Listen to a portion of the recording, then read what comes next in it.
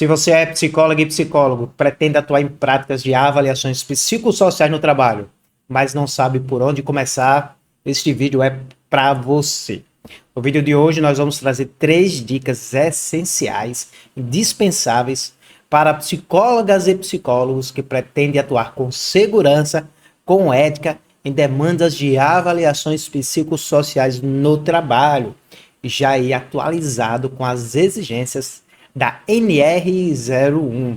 Isso mesmo. No vídeo de hoje nós vamos trazer para você alguns cuidados, algumas orientações de como você, psicóloga e psicólogo, pode prestar esses serviços, inclusive com dicas de instrumentos e quais cuidados e qual é o foco que você deve dar nas avaliações psicossociais no trabalho. Esta é uma demanda crescente que agora em maio entra em vigor. Só reforçando que o Ministério do Trabalho e Emprego não adiou a vigência da NR01, da atualização da NR01, que está agora para dia 26 de maio. Então, sim, meu colega, minha colega, todas as empresas precisam olhar com atenção e com comprovação de investigação, de identificação dos riscos psicossociais no trabalho. E nós, psicólogas e psicólogos, somos profissionais habilitados para realizar estas práticas.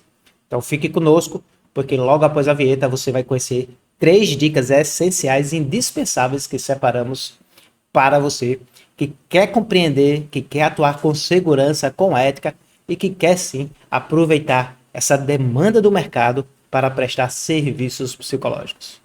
Logo após a vinheta, nós vamos trazer essas dicas para você.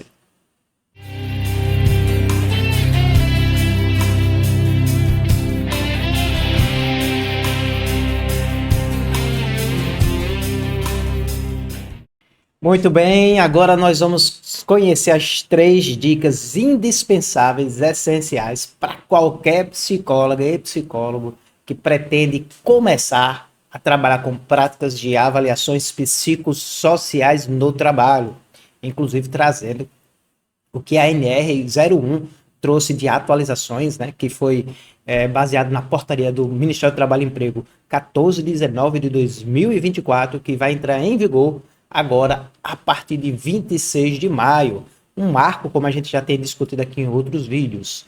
Então, por isso, nós temos recebido muitas dúvidas, muitas procuras de colegas de psicologia querendo saber como prestar esses serviços, como fazer, se vai ter que avaliar todos os funcionários, todos os empregados, aplicar quantos testes. Pensando nisso, nós vamos trazer nesse vídeo 3 dicas essenciais para você realizar essas práticas de avaliações psicossociais no trabalho. No vídeo de amanhã, nós vamos falar um pouco mais direcionado de como fazer o contato com a empresa e iniciar a prestação desse serviço. Mas se você quer um direcionamento mais individualizado, entre em contato conosco através do WhatsApp que vai aparecer aqui, pois nós estamos prestando consultorias individualizadas para profissionais de psicologia prestar esses serviços com segurança, com direcionamento, com orientação, com um modelo de intervenção para adaptar nas empresas que ele possa prestar esse serviço. A nossa consultoria em avaliações psicossociais no trabalho. Basta entrar em contato, peça aí o seu orçamento, traga suas dúvidas e veja se o serviço é adequado para o que você está precisando. Mas agora nós vamos conferir 3 dicas essenciais que toda psicóloga, que todo psicólogo precisa compreender para prestar serviços psicossociais no trabalho. Vamos conferir a primeira dica. E a nossa primeira dica é: toda psicóloga e todo psicólogo, para fazer práticas de avaliações psicossociais no trabalho, precisa entender que as avaliações psicossociais no trabalho não se confunde com a avaliação psicológica tradicional. Conforme a atualização da NR01, as demandas de intervenções de profissionais de psicologia, pelo menos as demandas que vão surgir muito agora em 2025, diz respeito não à avaliação do trabalhador. Ou seja, eu não vou estar aplicando testes para avaliar características individuais do trabalhador. Não é para estar aplicando teste de atenção, de memória, de inteligência, de personalidade no trabalhador para gerar um laudo ou um atestado individual do trabalhador e entregar isso para a empresa. Essa não é a principal demanda que a atualização da NR01 está trazendo. É claro que essas demandas já existem, a gente chama isso de avaliações de aptidão para o trabalho, para a atividade, considerando os fatores psicossociais no trabalho. Isso faz parte, inclusive, do atestado de saúde ocupacional do trabalhador, o ASO. Então, algumas empresas, algumas atividades de risco, trabalho em altura, trabalho com eletricidade, trabalho em plataformas de petróleo, trabalho em ambientes confinados, exige que periodicamente, geralmente a cada 2 anos, a cada 3 anos ou a cada 1 ano, os trabalhadores sejam avaliados para ter a aptidão para continuar na atividade ou para egressar, né, iniciar uma atividade de risco. Mas essa não é a principal demanda que a NR01 está trazendo. E essa dica é importante. Por quê? Porque não é para você, psicólogo e psicólogo, montar uma bateria de testes psicológicos e aplicar no trabalhador e entregar laudos individuais do trabalhador e dizer, ó, tá aqui, você agora está cumprindo a atualização da NR01. Se você fizer isso, você está prestando uma assessoria equivocada para a empresa. E quando ela for fiscalizada, infelizmente, ela pode ser advertida e até punida. E aí o seu trabalho vai ficar sendo bem criticado. Então, o que é que nós temos que fazer? Com a atualização da NR01, é necessário identificar, avaliar os riscos psicossociais do trabalho. Então, o foco não é avaliar o trabalhador, é avaliar o ambiente de trabalho através de uma série de métodos e técnicas. Então, eu não vou estar aplicando testes psicológicos para avaliar o trabalhador. Eu posso aplicar testes psicológicos e outros instrumentos para avaliar como o trabalhador percebe o ambiente de trabalho do ponto de vista psicossocial. Mas só lembrando, alguns dos conceitos psicossociais, alguns dos fatores que fazem parte dos riscos psicossociais. Pressão no trabalho, comunicação entre lideranças e pares, atividades, né? Se elas são atividades que são reconhecidas, o trabalho se sente reconhecido ou não, valorizado ou não. A comunicação entre setores também faz parte. O nível, né, de pressão, de cumprimento de metas dentro do ambiente de trabalho, o clima organizacional, as relações interpessoais entre os trabalhadores, entre o trabalhador e prestadores de serviços e terceirizados, possíveis ameaças vivenciadas dentro do ambiente de trabalho, seja do público interno, seja do público externo, assédio moral, violência, né, no trabalho, a instabilidade ou insegurança, né, do trabalhador em relação ao seu trabalho, entre outras situações.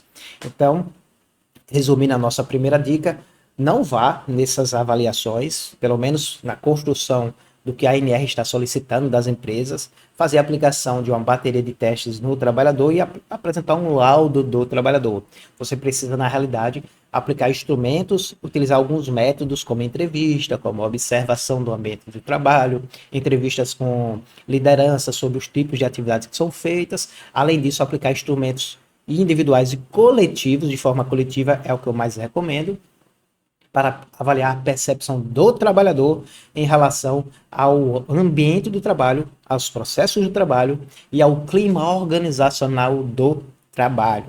Essa dica é muito importante para você não confundir avaliações clínicas individuais, avaliações de trabalhadores, ao invés de ter que avaliar o trabalhador. Essa é a nossa primeira dica. Agora nós vamos para a nossa segunda dica.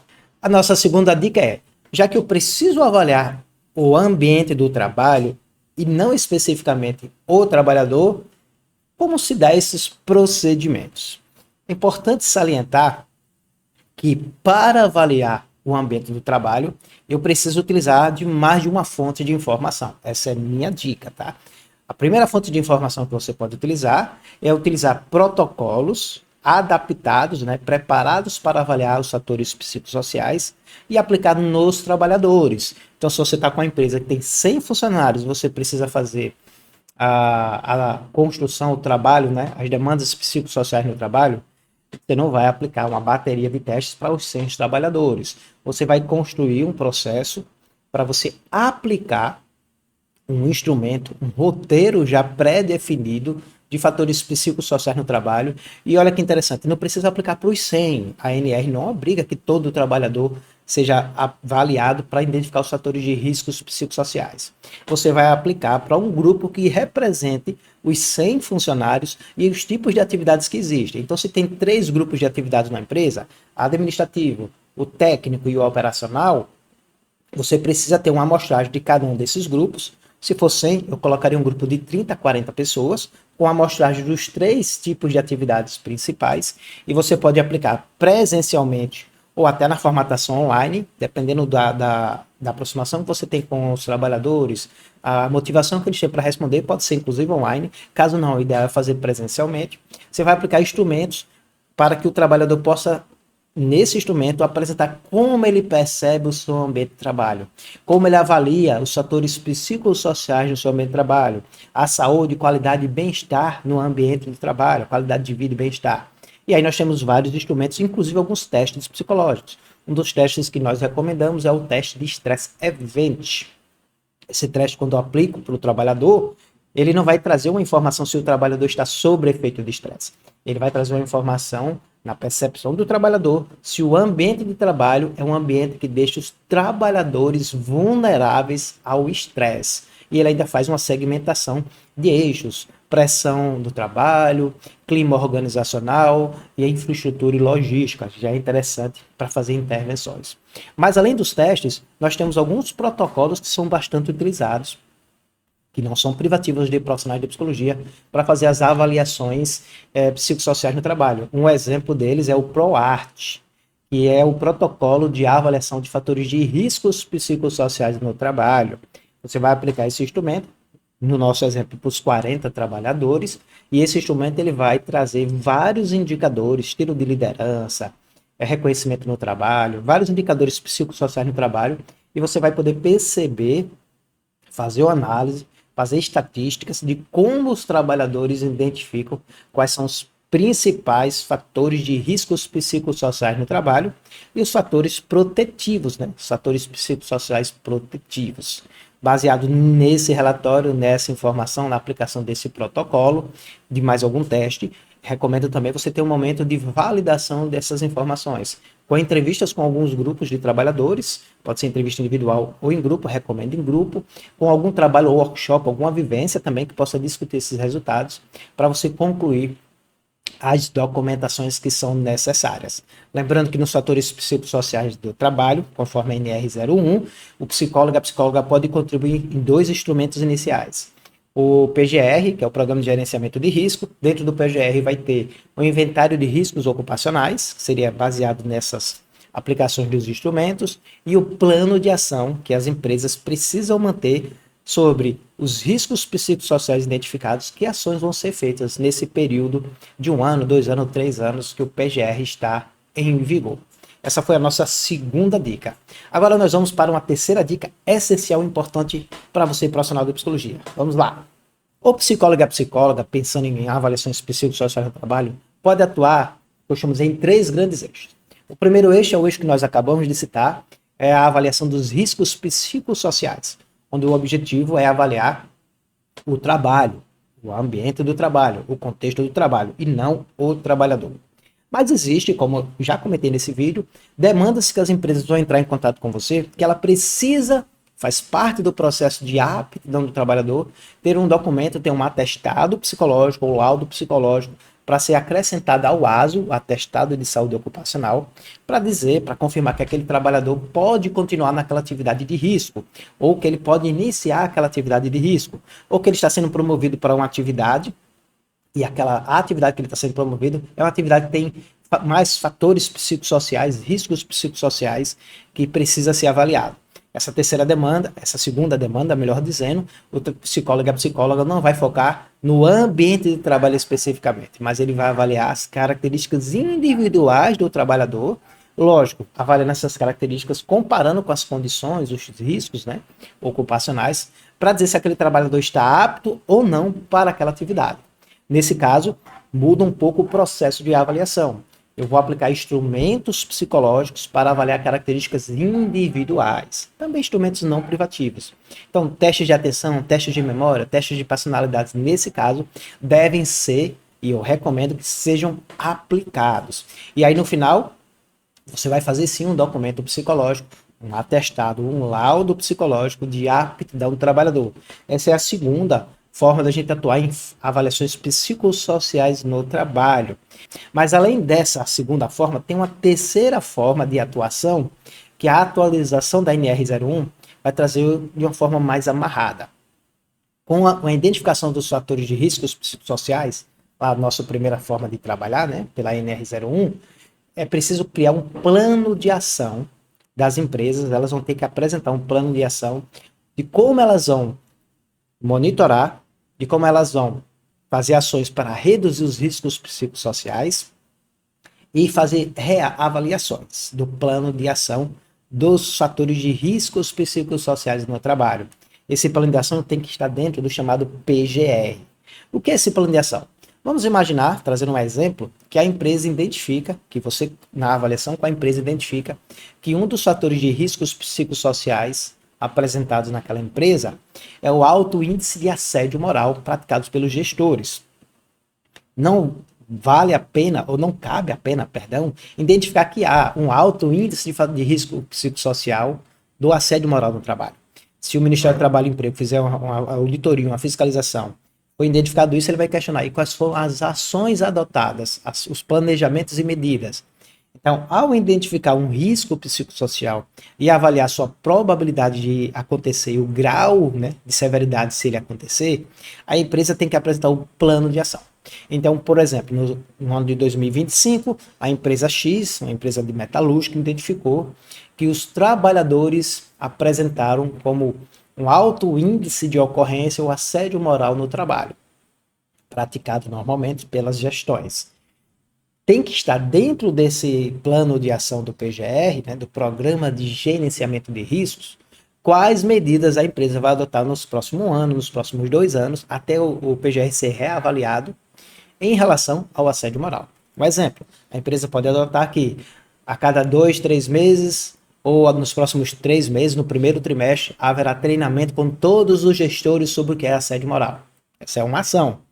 No segundo trimestre, haverá um treinamento com todos os colaboradores, trabalhadores, sobre como identificar os riscos e indícios de assédio moral e o que fazer. Esse é uma segunda ação. Pode estar dentro dessas ações a criação de um canal de denúncia de assédio moral. Pode estar dentro dessas ações a contratação de profissionais de saúde, normalmente psicólogos, para dar suporte e aconselhamento emocional em casos de trabalhadores que foram vítimas, né, de assédio moral. É uma outra ação. Então as empresas vão precisar construir no seu PGR esse plano de ação. Essa é uma outra forma da psicóloga ou do psicólogo atuar em fatores psicossociais no trabalho. A gente pode dizer que seria vinculado a ações de desenvolvimento de saúde, qualidade de vida, de segurança e de proteção do trabalhador. Então imagine, você já deve estar pensando aí, que uma empresa não vai ter só um fator de risco psicossocial, vai ter vários, tá? E aí precisa ter ações de mediações ou de acabar com aquele risco, ou de pelo menos atenuar, né, suas consequências para cada um dos riscos psicossociais identificados na avaliação inicial do PGR. Vou citar aqui 3 riscos bem comuns. Falta adequada de comunicação, né? Comunicação ineficaz no ambiente de trabalho. Então envolveria ações, né? Treinamentos, ações de vivências, workshops, discussões sobre os processos comunicacionais na empresa. Risco de assédio moral. Já citei aqui algumas das ações. Pressão no ambiente de trabalho, metas inalcançáveis. Precisa ser discutido os processos de trabalho, rotinas, necessidade ou não de contratação de trabalhador. Vejam que cada um dos riscos psicossociais pode e deve ter ações específicas. E a psicóloga ou psicólogo é excelente profissional para contribuir com esses planos de ações. Não é nossa responsabilidade dizer que vai acontecer, até porque a gente não tem autonomia de, por exemplo, chegar para um gestor da empresa, você precisa contratar mais pessoas, você vai contratar mais pessoas, mas a gente apresenta os riscos, os fatores e traz sugestões de ações e pode contribuir na implementação de várias dessas sugestões, inclusive com atendimento e aconselhamento psicológico dentro da empresa. Espero que você tenha gostado dessas nossas 3 dicas de como a psicóloga ou psicólogo pode atuar em práticas de avaliações psicossociais no trabalho. No vídeo de amanhã, nós vamos trazer para você dicas de alguns instrumentos que nós recomendamos e como aplicar esses instrumentos nas avaliações de fatores psicossociais no trabalho, com foco na atualização da NR01. Lembrando, se você está recebendo propostas para trabalhar com empresas, para fazer as avaliações de riscos psicossociais, faça isso com segurança. Entre em contato conosco Consulte, né, a nossa supervisão e a nossa mentoria individual para psicólogas e psicólogos no que diz respeito às avaliações dos riscos psicossociais. Nós vamos trazer para você dicas, orientações e um modelo para você implementar em relação a como fazer essas avaliações, como manter, né, a rotina e o processo dessas avaliações e, claro, como fazer a devolutiva para a empresa. Você gostou? É só entrar em contato conosco e consulte, marque, agende a sua supervisão, a sua mentoria, esteja preparada e preparado para práticas de avaliações psicossociais no trabalho. Até amanhã, um grande abraço. Tchau, tchau.